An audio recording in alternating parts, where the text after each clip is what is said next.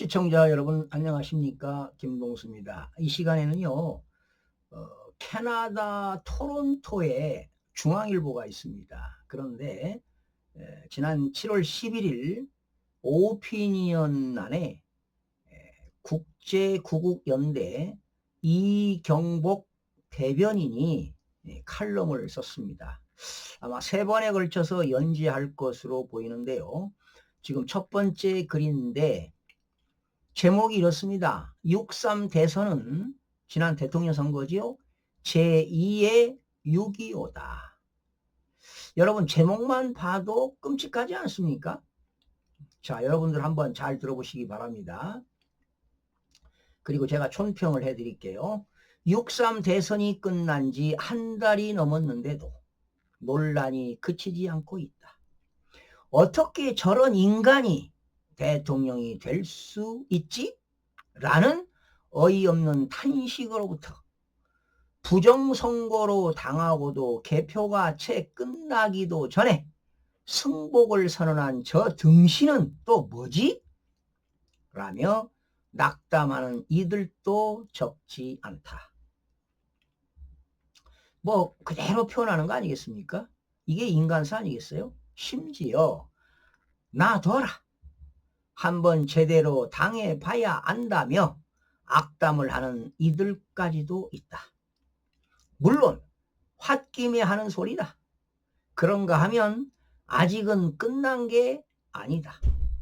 끝나야 끝나는 거라며 아직도 포기하지 못하는 바보들도 있다. 필자를 포함해서다. 네, 저 역시도 마찬가지죠. 포기 못합니다. 끝까지 부정선거 진실을 밝혀야 합니다. 아마 윤석열 대통령이 해낼 겁니다. 6.3 대선이 아직은 끝난 게 아니라는 근거가 무엇인가? 그것은 이번 대선이 명백한 부정선거였고 그 중에서도 특히 사전선거입니다. early voting, 사전선거에서 대규모의 조직적인 부정이 자행되었으며 따라서 선거 결과는 물론 선거 자체가 원천무효이기 때문이다. 이번 6.3 대선은 원천무효입니다. 부정선거였잖아요. 다만 공식적인 무효 선언이 더뎌지고 있을 뿐인 것이다. 자꾸 딜레이 되고 있다는 것이지요. 적어도 논리상 그렇지 아니한가? 여러분 이런 수치를 보고도 감이 안 오나? 많은 대부분 사람들이 부정선거가 없다고 얘기하는데 여러분 잘 들어보시기 바랍니다. 이번 21대 대통령 선거에서 민주당 이재명 후보가 얻은 표는 이건 이제 선거관리위원회가 발표한 겁니다. 사전 992만 7,889표, 당일 735만 9,524표, 합계 1728만 7,513표. 그러나 여러분 이 선관위가 발표한 당일 투표는 맞는데 이 사전 투표는 잘못된 겁니다. 가공된 숫자입니다. 가공된 숫자. 그래서 선관위가 발표한 것이 이재명 후보가 49.42%를 득했다. 국민의힘 김문수 후보가 얻은 표는 사전에서 411만 9,399표. 이재명 후보가 더블 스코어죠. 더블 스코어. 말도 안 되는 겁니다. 990만 대 410만. 말이 안 되는 거죠. 그런데 당일 투표에서는 김문수 후보가 1027만 6240표, 합계 1439만 5639표, 41.15%를 얻었다. 이게 선관위 발표입니다. 그러나 김문수 후보가 사전투표 411만 9399표, 당일투표 1027만 6240표, 이거는 정확합니다. 이거는 가공된 숫자가 아닙니다. 맞습니다. 당일 투표에서는 김문수 후보가 53%, 이재명 후보가 37.96%보다 이 김문수 후보가 15.04% 우세한 반면 이거는 정확합니다. 그런데 사전투표에서는 이재명 후보가 63.67, 김문수 후보가 26.42. 여러분 몇 표 차이 납니까? 무려 37.25% 우세했습니다. 이거는 이런 수치는 통계학에서 나올 수가 없어요. 상호 통계적 괴리, 상호 통계적 괴리를 디스파리리 무려 52.29% 이런 것으로 조사가 되었다. 이른바 대수의 법칙이라는 게 있어요. Law of large number. 굳이 꺼내지 않더라도 언뜻 보기에도 이건 좀 너무하지 않나. 제가 이거 설명드리겠습니다. 특히 사전투표의 경우 서울 지역 425개 동 지역에서 어김없이 이재명 후보가 몰표를 받아 이겼다고 한다. 제가 이건 이미 방송해드렸습니다. 여러분 서울은 25개 구에 425개 동이 있는데 관내 사전, 국외 투표, 사전 투표 모두 다 이재명 후보가 이긴 것으로 조사가 됐습니다. 이건 부정선거 아니면 이런 일이 없어요. 여러분 425개의 500원짜리 동전을 던지면 다 앞면만 나올 겁니다. 앞면만 나온다는 거 아니겠습니까? 그런데 여러분 425개 한번 던져보세요. 거의 200개 전후로 거의 비슷합니다. 10개만 던져도 6대4, 7대3, 5대5 이렇게 나오는데 여러분 서울 지역에서 425개 동에서 전부 다 이재명이가 이겼다. 이거는 조작 아니면 있을 수가 없어요. 서울 시민이 이재명 편과 김문수 편으로 나뉘어 이재명 편은 대체로 사전투표를 하고 김문수 편은 대체로 당일 투표를 했다는 얘기다. 민주당의 경우 그것도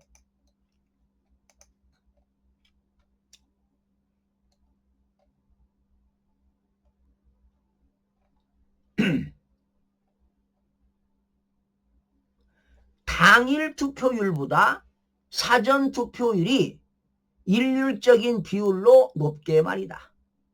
여러분 제외 국민 투표에서는요 전국 세계적으로 223개 투표소 중에서 단 한 개 투표소만 빼고 모두 이재명 후보가 66.37 김문수 후보가 21.38로 이겼다고 합니다.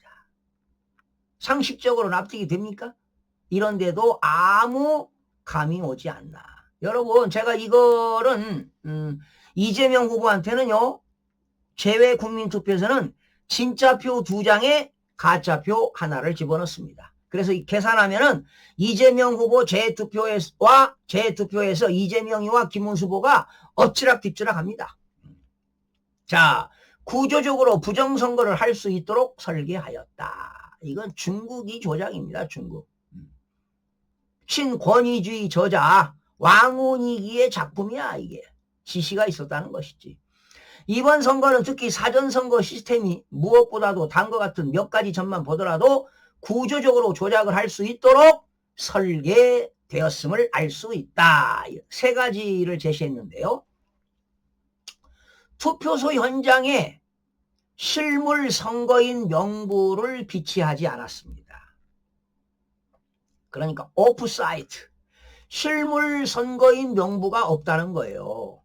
유권자 확인을 원격, 리모트에서만 전산으로, 일렉트로닉으로 하는 소위 통합선거인 명부라고 하는 사실상 깜깜이 시스템으로 하였다. 여기서 조작하는 거예요. 원격 조정하는 거죠. 따라서 선관위가 마음만 먹으면 선거인 수를 얼마든지 임으로 늘릴 수 있고, 그러니까 투표자 수를 늘릴 수 있다는 것이죠. 투표에 임하는 유권자 확인을 과연 제대로 하는지조차도 알 수가 없기 때문이다. 그러니까 사전투표할 때 투표관리관의 도장을 직접 찍어야 되는데 미리 찍어놓고 전자상에 다 올라가 있습니다. 그러니까 전자상에서 얼마든지 가짜표를 만들어낼 수 있다는 겁니다. 두 번째, 투표지가 진본임을 확인할 수 있게끔 투표용지에 투표관리관이 자기의 도장을 찍도록 법으로 되어 있어요. 공직선거법에. 그런데 이걸 무시하고 이게 158조 3항에 있을 겁니다. 소위 인쇄 날인으로 가름함으로써 위조 투표지를 얼마든지 대량으로 제조할 수 있도록 한 것도 그렇다. 도대체 인쇄 날일이라는 말부터가 어문상으로 말이 안 되는 말이 아닌가. 투표지의 배송 및 보관 절차에 필연적으로 참관 사각지대를 만들어 놓음으로써 사실상 2조 투표지를 대량으로 투입할 수 있도록 한 것도 마찬가지다. 특히 개표를 투표소 현장 또는 현지에서 하지 않고 굳이 선거인의 주소지로 우편 배송한 다음에 하는 관내 사전투표 및 제외 국민투표의 경우가 그렇다 해서 지금 칼럼이 여기서 끝났습니다. 이제 계속 칼럼을 쓰겠다는 건데 제가 토론토 이 중앙일보에서 또 칼럼이 나오면 여러분들에게 소개해 드리겠습니다. 자, 그러면 제가 이거를 이제 간략하게 논평하면 이미 제가 방송해 드렸는데요. 관내 사전투표, 자기 지역이 아닌 타 지역에서 관내에서 투표한 사람들, 여기에는 진짜표 2장에 가짜표 하나를 집어넣습니다. 거의 전국적으로 그렇습니다. 그리고 제외 국민투표도 예전에는 진짜표 하나에 가짜표 하나를 넣었는데 이번에 보니까 제외 국민투표는 진짜표 2장에 가짜표 하나를 집어넣더라고요. 그리고 대한민국의 관내 사전투표, 모든 대한민국 전 지역에서 관내 사전투표, 그러니까 그 6월 3일 대선하기 전에 사전투표 했잖아요. 27일인가 8일. 그때 관내 사전은 전국적으로 진짜표 하나에 가짜표 하나를 집어넣습니다. 정말로 이 사전선거에서요, 역사상 대한민국 선거 역사상 관내 사전 진짜표 하나에 가짜표 하나인데 이건 사전에 지난 4월 4일인가요? 부산에서 교육감 선거 있었는데 진보 교육감 후보한테 진짜표 하나에 가짜표 하나를 집어넣더라고요. 그리고 이번에 처음으로 관내 사전에서 진짜표 하나에 가짜표 하나를 집어넣습니다. 그래서 6.3 대선은 완전 부정선거입니다. 그리고 어제 모스탄이 서울대 앞에서 연설하지 않았습니까? 6.3 대선은 완전히 도둑질했다고 무효를 선언해야 한다. 그리고 윤석열 대통령은 즉시 석방해야 한다. 윤석열 대통령은 내란죄가 아니다. 오히려 민주당에서 중국과 협작해서 부정선거한 이 민주당이 쿠데타를 한 것이다. 이런 발언을 했습니다. 그래서 미국에서 USAID가 국민들, 미국의 기업이나 국민들한테 세금 받아가지고 공적 자금을 중앙선거관리위원회 한국의 그 인천 연수구에 있는 A앱이 있잖아요. 여기에 다 지원했다는 거 아니겠습니까? 그렇다면 미국의 트럼프 대통령이 행정명령을 발동해서 한국의 중앙선거관리위원회와 A앱을 수사할 수 있다라는 것입니다. 그렇다면 대한민국의 6.3, 21대, 22대 부정선거는 분명히 밝혀질 거라고 봅니다. 그런데 여러분, 오늘 지금 모스탄이 서울구치소에 4시 20분에 말이죠. 10분간 모스탄 전 미국 국무부 국제형사사법대사가 접견할 예정입니다. 윤곽근 변호사하고 통역자가 이제 변호사는 시간 제한 없이 면접이 가능하잖아요. 그럼 모스탄은 10분간 접견할 수 있도록 되어 있었죠. 자, 그런데 이번에 이제 모스탄이 윤석열 대통령 접견을 하고 나와서 이제 기자 인터뷰 할 예정입니다. 그러면 여러분, 모스탄이 국제형사사법대사가 윤석열 대통령을 접견해서 21대 대선 당시 부정선거 의혹을 제기할 거 아니겠습니까? 그러면 뭔가 대화가 이루어질 거 아니겠습니까? 그렇죠? 자, 지금 이 모스탄은 말이죠. 어제도 서울대 정문 앞에서 강연을 했지만 윤석열 전 대통령의 계엄 선포를 옹호했습니다. 이건 내란이 아니다. 즉시 석방해야 된다. 이렇게 하지 않았습니까? 그런데 오늘 내란 특검팀은요. 2시까지 서울 고등검찰청 조사실로 데려오라. 지금 3번째 인치 지휘를 내렸습니다. 서울구치소에 이제 내린 상태인데, 자, 오늘 모스탄이 4시 20분에 접견한다고 하니까 또 3번째 인치 지휘를 내렸단 말이죠. 겁나는 거 아니겠습니까, 여러분? 그래서 내란 특검은 지금 윤석열 대통령이 2차 강제 구인이 안 되니까 기소하겠다 하다가 오늘 3차 강제 구인을 시도했어요. 오후 2시까지 조사실로 데려와라. 지금 인치 지휘를 어제 서울구치소에 내렸다고 합니다. 그러나 윤 전 대통령은 응할지 불확실한 상황인데요. 절대로 인치 강제 구인을 시도해도 절대로 윤석열 대통령은 가면 안 됩니다. 건강상 이유를 들어도 좋고 절대로 출석을 해서는 안 됩니다. 저는 그렇게 믿습니다. 그리고 오늘 4시 20분에 모스탄 대사와 접견을 꼭 해서 좀 구체적인 대화를 하는 것이 바람직하다. 이렇게 보는 겁니다. 자, 지금 그 내란 특검에서 말이죠. 박지영 특검보, 윤 전 대통령 호칭을 말이죠. 피의자 윤석열로 바꾸고, 일반 피의자와 같은 인치 집행이 이루어져야 한다고 이야기하는데, 이 특검팀, 문제 많아요. 지금 구태타는 더블당이 하고 있습니다, 여러분. 여러분, 윤석열 대통령이 비상계엄을 한 건 뭐냐? 3가지라고 여러 번 제가 방송해드렸죠?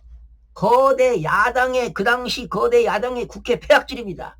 입법을 복주하고 탄핵을 남발하고 예산을 삭감하고 그 당시 오로지 범법자 이재명의 사법 리스크 방탄을 올인하지 않았습니까? 그리고 2번째 부정선거 진실규명입니다, 여러분.